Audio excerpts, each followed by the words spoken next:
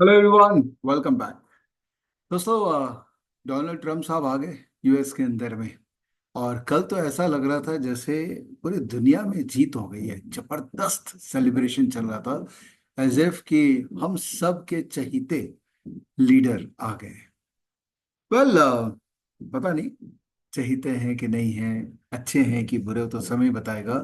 पर एक बात तो तय है, मिस्टर ट्रम्प ने एक इंटेंट क्लियर कर दिया है कि ये जो टेन्योर उनका होने वाला है वो उनके लिए बहुत इंपॉर्टेंट टेन्योर है, क्योंकि वो कुछ प्रूफ करने आए।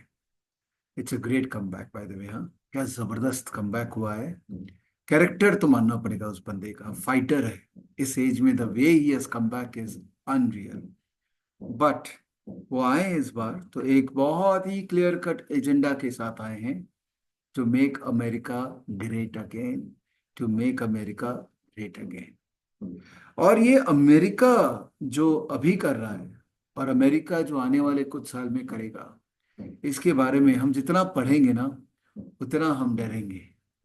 Because the entire world is literally getting dominated by America, isn't it?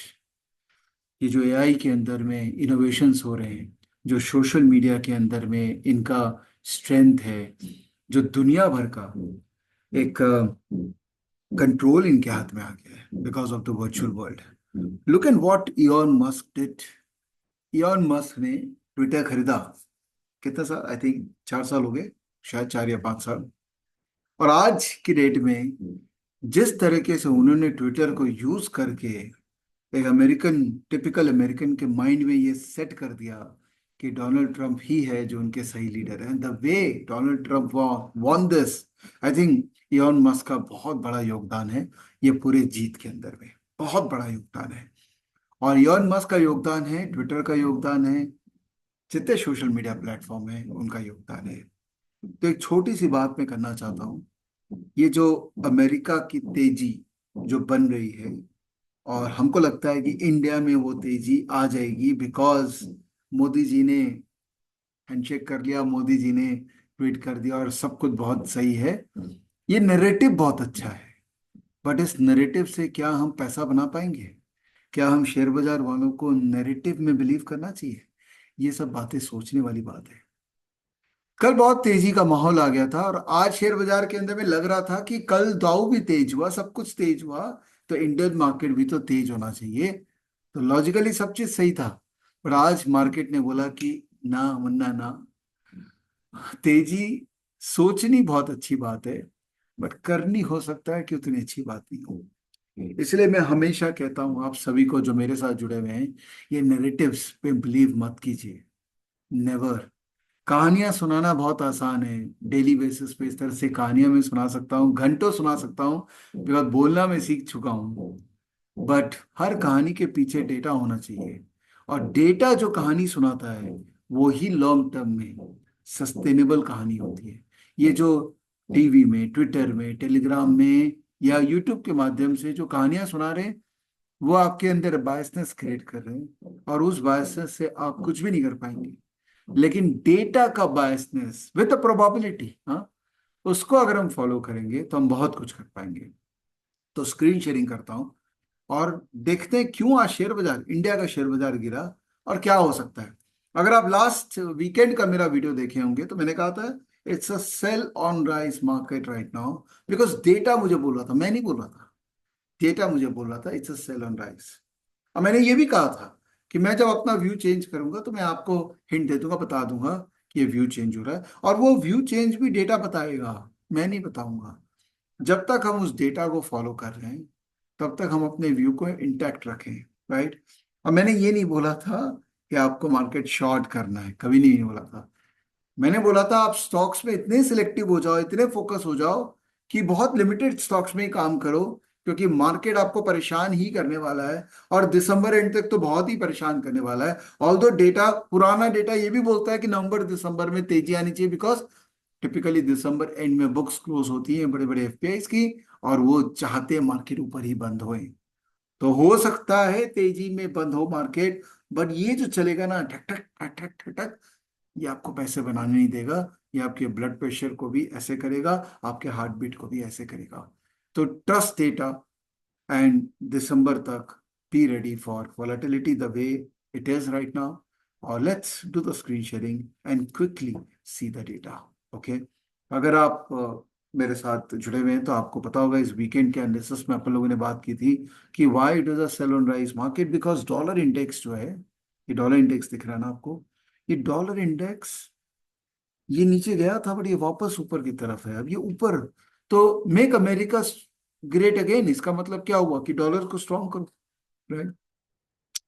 कोई ना कोई एजेंडा के साथ में एक गवर्नमेंट जब आती है तो शेयर बाजार और फाइनेंशियल मार्केट जो है वो उस एजेंडा से सिंक हो जाता है।